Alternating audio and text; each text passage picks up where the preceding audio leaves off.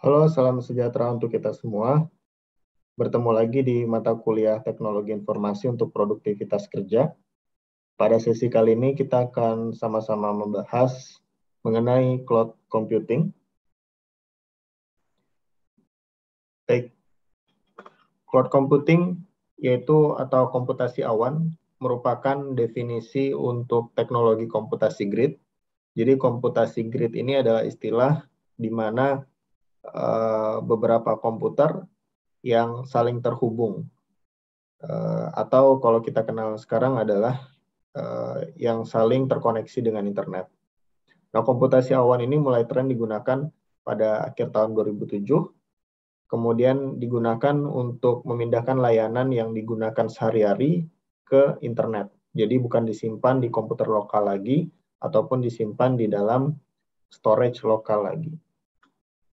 Nah, cloud computing ini atau komputasi awan merupakan tren baru di bidang komputasi terdistribusi, di mana berbagai pihak dapat mengembangkan aplikasi dan layanan berbasis SOA atau Service Oriented Architecture di jaringan internet. Beberapa contoh aplikasi yang dikatakan atau software yang dikatakan cloud computing itu yang sehari-hari kadang kita juga menggunakannya.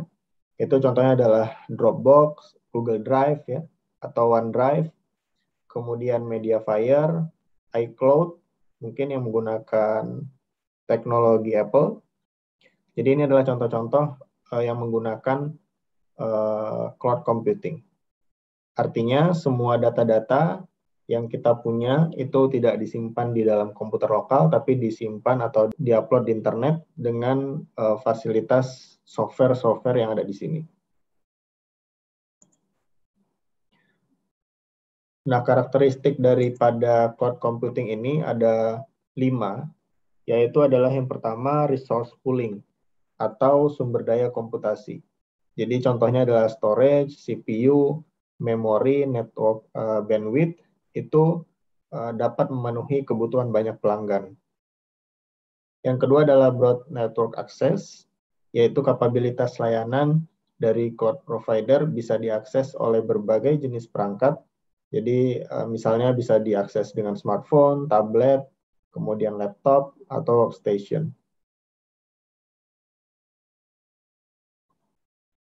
Yang selanjutnya adalah measured service, artinya layanan itu bisa mengakomodasi atau mengoptimasi dan memonitor layanan yang dipakai secara otomatis. Selanjutnya adalah rapid elasticity, yaitu kapabilitas dari layanan cloud provider bisa dipakai oleh cloud consumer secara fleksibel berdasarkan kebutuhan.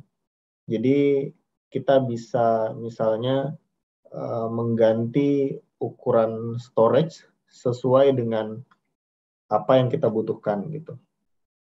Yang selanjutnya adalah self-service, yaitu consumer tidak perlu berhubungan secara langsung dengan provider karena sifatnya adalah online atau menggunakan internet.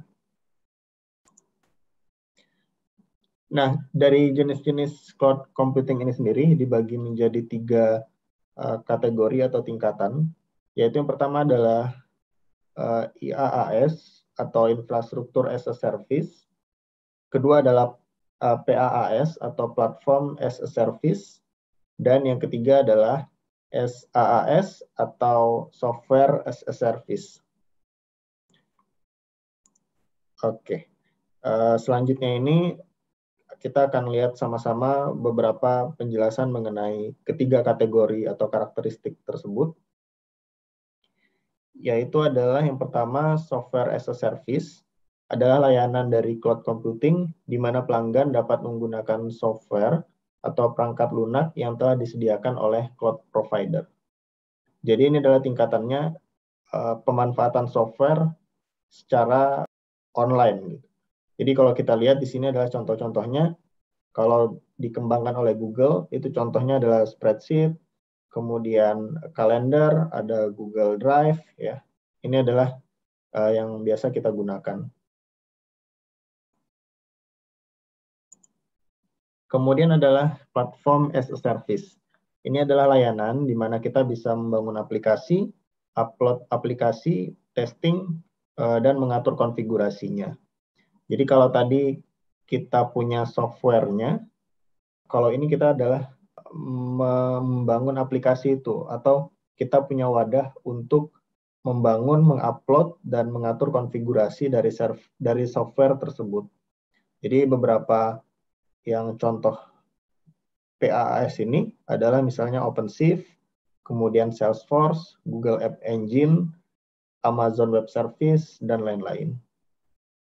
Nah, rekan-rekan bisa coba searching apa ini contoh-contoh daripada platform as a service. Dan yang ketiga adalah infrastruktur as a service.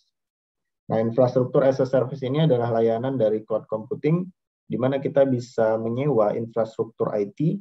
Itu contohnya adalah misalnya unit komputernya, atau storage-nya, atau memorinya saja, atau bahkan menyewa network-nya, dan sebagainya.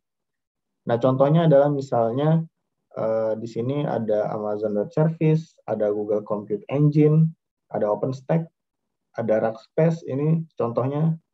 Untuk Rackspace ini sendiri adalah contoh saat kita misalnya ingin menyewa storage ya, karena kita punya data-data yang banyak misalnya. Nah, kita menyewa storage yang disediakan oleh Rackspace tergantung berapa kapasitas penyimpanan yang kita inginkan. Baik, itu sedikit penjelasan mengenai cloud computing. Terima kasih semua atas perhatiannya. Sampai berjumpa di course video selanjutnya.